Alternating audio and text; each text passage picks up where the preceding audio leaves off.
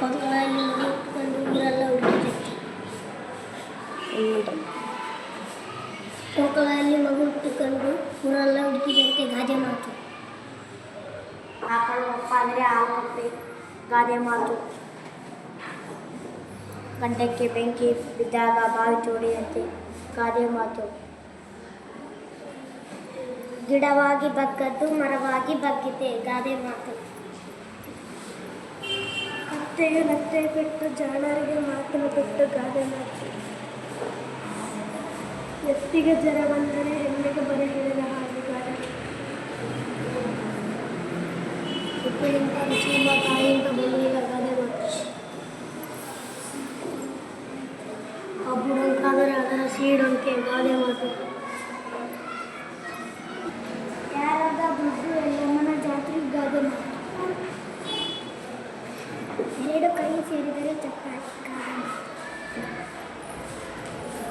ಗೋಳನ ಕಚ್ಚಲ ಕಚ್ಚನಾಯಿ ಗೋಳನ ಗಾದೆ ಮಾತು. ಹಾಗಲಕಾಯಿಗೆ ಬೇನಕಾಯಿ ಸಾಕ್ಷಿ ಗಾದೆ ಮಾತು. ಕೈಗೆ ಬಂದ ತುತ್ತು ಬಾಯಿಗೆ ಬರಲಿಲ್ಲ ಗಾದೆ ಮಾತು. ಇಂಗುತ್ತೆ ಗುರು ಇದ್ದರೆ ಮಂಗನು ಅಡುಗೆ ಮಾಡುತ್ತೆ ಗಾದೆ ಮಾತು. ದೇಶ ಸುತ್ತು ಕೋಶ ಕೈ ಕೆಸರಾದರೆ ಬಾಯಿ ಮೊಸರು. ಬಡವರ ಮನೆ ಊಟ ಚಂದ, ಶ್ರೀಮಂತರ ಮನೆ ಊಟ ಚಂದ. ದೂರದ ಬೆಟ್ಟ ಕಣ್ಣಿಗೆ ಗಾದೆ ಮಾತು. ಗಾಯದ ಮೇಲೆ ಬರೆ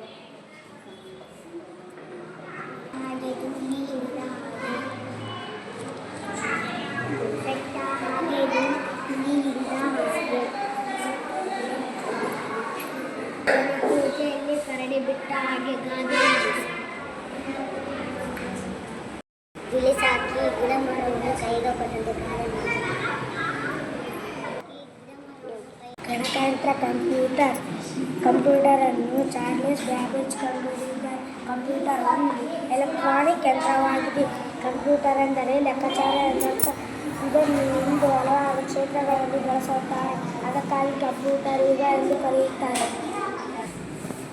ಜಾತ್ರೆ ಭಾರತೀಯ ಸಂಸ್ಕೃತಿಯಲ್ಲಿ ಜಾತ್ರೆಗಳು ವಿಶೇಷ ಸ್ಥಾನ ಪಡೆದಿವೆ. ಜಾತ್ರೆಯು ಮಕ್ಕಳಿಗೆ ಮನರಂಜನೆ ನೀಡುವ ನೆಚ್ಚಿನ ತಾಣವಾಗಿದೆ. ಜಾತ್ರೆಗೆ ಜನರು ತಮ್ಮ ಕುಟುಂಬದೊಂದಿಗೆ ಹೋಗುತ್ತಾರೆ. ಜಾತ್ರೆಯಲ್ಲಿ ದೇವರ ಉತ್ಸವದ ಜೊತೆಗೆ ಸಿಹಿ ತಿನ್ನುವ ಅಂಗಡಿ, ಬೊಂಬೆಗಳ ಅಂಗಡಿ, ಜೋಕಾಲಿ ಬಗೆ ಬಗೆಯ ಅಂಗಡಿಗಳಿರುತ್ತೆ. ಒಟ್ಟಿನಲ್ಲಿ ಜಾತ್ರೆಗಳು ಜನರಿಗೆ ಸಂತೋಷ, ಭಕ್ತಿ, ಒಗ್ಗಟ್ಟಿನ ಅನುಭವ ನೀಡುತ್ತವೆ. ರಬ್ಬರ್ ಗುರುತುಗಳನ್ನು, ತಪ್ಪುಗಳನ್ನು, ಕಾಗದ ಮೇಲೆ ಕಲೆ ಬರಹ ಸ್ವಚ್ಛಗೊಳಿಸಲು ಬಳಸುವ ಒಂದು ಸಾಮಗ್ರಿ. ಇದನ್ನು ವಿದ್ಯಾರ್ಥಿಗಳು ಕಲಾವಿದರು ತಪ್ಪುಗಳನ್ನು ತಿದ್ದಲು ಬಳಸುವರು. ಹಣ್ಣುಗಳ ಸೇವನೆಯಿಂದ ಆರೋಗ್ಯ ಚೆನ್ನಾಗಿರುತ್ತದೆ. ಇವುಗಳಿಂದ ನಮಗೆ ಪೋಷಕಾಂಶಗಳು ಸಿಗುತ್ತವೆ. ಇವುಗಳ ಸೇವನೆಯಿಂದ ಹೃದಯ ಆರೋಗ್ಯ ಚೆನ್ನಾಗಿರುತ್ತದೆ. ಕಣ್ಣಿನ ಆರೋಗ್ಯ ಉತ್ತಮವಾಗಿರುತ್ತದೆ. ಸ್ನಾಯುಗಳು ಬಲವಾಗಿರುತ್ತವೆ. ಇವು ನಮಗೆ ಶಕ್ತಿಯನ್ನು ನೀಡುತ್ತದೆ. ದೇಹದ ತೂಕವನ್ನು ನಿಯಂತ್ರಿಸುತ್ತದೆ.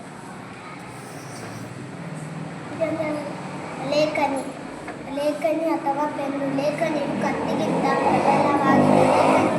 ಸೃಜನಶೀಲತೆಯ ಮುಖ್ಯ ಸಾಧನವಾಗಿದೆ. ಇದು ಆಲೋಚನೆಗಳನ್ನು ಬರೆಯಲು, ಸಮಾಜದಲ್ಲಿ ಬದಲಾವಣೆ ತರಲು, ವಿಷಯ ವ್ಯಕ್ತಪಡಿಸಲು ಸಹಾಯ ಮಾಡುತ್ತದೆ. ಶಿಕ್ಷಣ ಪಡೆಯಲು, ಇತಿಹಾಸದ ದಾಖಲೆಗಳನ್ನು ಬರೆದಿಡಲು ಸಹಾಯಕವಾಗಿದೆ. ಸ್ಕೇಲ್ ಅಥವಾ ಮಾಪಕ. ಇದೊಂದು ಅಳತೆ ಮಾಪನವಾಗಿದೆ. ಇದನ್ನು ಗೆರೆ ಹಾಕಲು, ಗಣಿತದಲ್ಲಿ ರೇಖಾಚಿತ್ರಗಳನ್ನು ಬಿಡಿಸಲು, ದೈನಂದಿನ ಜೀವನ, ಶಿಕ್ಷಣ ಮತ್ತು ಕೈಗಾರಿಕೆಗಳಲ್ಲಿ ಅತ್ಯಗತ್ಯ ಸಾಧನವಾಗಿದೆ. ಇದು ಉದ್ದ ಅಗಲವನ್ನು ಅಳೆಯಲು, ರೇಖೆಗಳ ಎಳೆಯಲು ಬೇಕು. Compass box. ಇದನ್ನು ಕನ್ನಡದಲ್ಲಿ ಗಣಿತದ ಸಾಧನಗಳ ಪೆಟ್ಟಿಗೆ ಎನ್ನುವರು. ಇದರಲ್ಲಿ ಸ್ಕೇಲ್, ಸ್ಕೈವರ್ ಮುಂತಾದ ವಸ್ತು ಮಾಪನಗಳಿರುತ್ತವೆ. ಇದರಲ್ಲಿ ಪೆನ್, ಪೆನ್ಸಿಲ್, ರಬ್ಬರ್ ಶಾರ್ಪ್ನರ್ ಮುಂತಾದವುಗಳನ್ನು ಇಡಬಹುದಾಗಿದೆ. ಪುಸ್ತಕ ದೇಶ ಸುತ್ತು ಕೋಶ ಹೌದು ಎಂಬ ಮಾತಿನಂತೆ ಪುಸ್ತಕಗಳು ಜ್ಞಾನದ ಭಂಡಾರವಾಗಿ ಅಜ್ಞಾನವನ್ನು ತೊಲಗಿಸುತ್ತವೆ. ಅವು ನಮಗೊಳ್ಳೆಯ ಸ್ನೇಹಿತರು ಹೌದು. ಅವು ಬೌದ್ಧಿಕ ಮತ್ತು ಸಾಂಸ್ಕೃತಿಕ ಸಂಪನ್ಮೂಲಗಳಾಗಿವೆ. ಒಂದು ಪುಸ್ತಕ 100 ಉತ್ತಮ ಗೆಳೆಯರಿಗೆ ಸಮ. ಹಾಗಾಗಿ ಹೆಚ್ಚು ಪುಸ್ತಕಗಳನ್ನು ಓದಿ ಜ್ಞಾನ ಸಂಪಾದಿಸೋಣ. ನೀರಿನ ಮಹತ್ವ. ನೀರು ಅಮೂಲ್ಯವಾದ ಸಂಪತ್ತು. ನೀರು ಪ್ರತಿಯೊಂದು ಜೀವಿಗೂ ಜೀವದಾನಿಯಾಗಿದೆ. ನೀರು ಮನೆ ಕೆಲಸಕ್ಕೆ, ಕೃಷಿ ಕೆಲಸಕ್ಕೆ, ಕಾರ್ಖಾನೆ ಕೆಲಸಕ್ಕೆ ಅಗತ್ಯವಾಗಿದೆ. ನೀರಿನಿಂದ ವಿದ್ಯುತ್ ಉತ್ಪಾದನೆ ಮಾಡುತ್ತಾರೆ. ನೀರು ಜೀರ್ಣಕ್ರಿಯೆಗೆ ಮತ್ತು ರಕ್ತ ಪರಿಚಲನೆಗೆ ಸಹಾಯಕವಾಗಿದೆ. ಭೂಮಿಯ ಮೇಲೆ ಸಿಹಿ ನೀರಿನ ಪ್ರಮಾಣ ಕಡಿಮೆಯಾಗಿದೆ. ಅದಕ್ಕಾಗಿ ನೀರನ್ನು ಮಿತವಾಗಿ ಬಳಸಬೇಕು. ಕ್ಯಾಲೆಂಡರ್. ದೈನಂದಿನ ಜೀವನದಲ್ಲಿ ಸಮಯ ನಿರ್ವಹಣೆ, ಯೋಜನೆ ಮತ್ತು ದಾಖಲೆಗಳಿಗಾಗಿ ಅತ್ಯಗತ್ಯ ಸಾಧನವಾಗಿದೆ. ಇದು ದಿನಾಂಕ, ವಾರ, ತಿಂಗಳು, ರಜಾದಿನಗಳು, ಹಬ್ಬಗಳು ಮತ್ತು ಇತರೆ ಚಟುವಟಿಕೆಗಳನ್ನು ಟ್ರ್ಯಾಕ್ ಮಾಡಲು ಸಹಾಯ ಮಾಡುತ್ತದೆ. ಪೆನ್ಸಿಲ್ ಮಕ್ಕಳ ಬೆಳವಣಿಗೆಯ ಉಪಯುಕ್ತ ಲೇಖನಿಯಾಗಿದೆ. ಪೆನ್ಸಿಲ್ನ ಆಧುನಿಕ ವಿನ್ಯಾಸವನ್ನು 17ನೇ ಶತಮಾನದ ಕೊನೆಯಲ್ಲಿ ಜರ್ಮನಿಯಲ್ಲಿ ಕಂಡುಹಿಡಿದರು. ಇದನ್ನು ಮಕ್ಕಳು ಚಿತ್ರಕಾರರು ಬಡಗಿಗಳನ್ನು ಹೆಚ್ಚಾಗಿ ಬಳಸುವರು. ಸಂತೆಯು ಗ್ರಾಮೀಣ ಪ್ರದೇಶಗಳ ಜೀವನಾಡಿಯಾಗಿವೆ. ಇದು ವಾರಕ್ಕೊಮ್ಮೆ ನಡೆಯುತ್ತದೆ. ಇಲ್ಲಿ ಹೂವು, ಹಣ್ಣು, ಧಾನ್ಯ, ತರಕಾರಿ, ಜಾನುವಾರು, ಮಡಿಕೆ, ಸಿಹಿ ತಿಂಡಿ, ದಿನ ಬಳಕೆಯ ವಸ್ತುಗಳು ಸಿಗುತ್ತವೆ.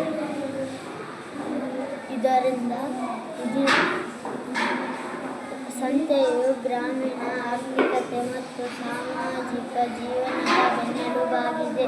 ಇದರಿಂದ ಅನೇಕ ಜನರ ಪರಿಸ್ಥಿತಿ ಸುಧಾರಿಸುತ್ತದೆ. ಶಾಲೆಯು ನನಗೆ ಪ್ರಿಯವಾದ ನೆಲೆಯಾಗಿದೆ. ಶಾಲೆಯು ಎಲ್ಲ ಧರ್ಮದವರಾದ ದೇವಾಲಯವಾಗಿದೆ. ನಮ್ಮ ಶಾಲೆಯಲ್ಲಿ ಆಟದ ಮೈದಾನ, ಗ್ರಂಥಾಲಯ, ಕಂಪ್ಯೂಟರ್ ಲ್ಯಾಬ್ ಇದೆ. ಶಾಲೆಯಲ್ಲಿ ಶಿಸ್ತು, ಸಮಯ ಪಾಲನೆಯ ಬಗ್ಗೆ ಹೇಳುತ್ತಾರೆ. ಶಾಲೆಯಲ್ಲಿ ಶಿಕ್ಷಕರೆಲ್ಲರೂ ಪ್ರೀತಿಯಿಂದ ಕಲಿಸುತ್ತಾರೆ. ಹಾಗಾಗಿ ನನ್ನ ಶಾಲೆ ನನ್ನ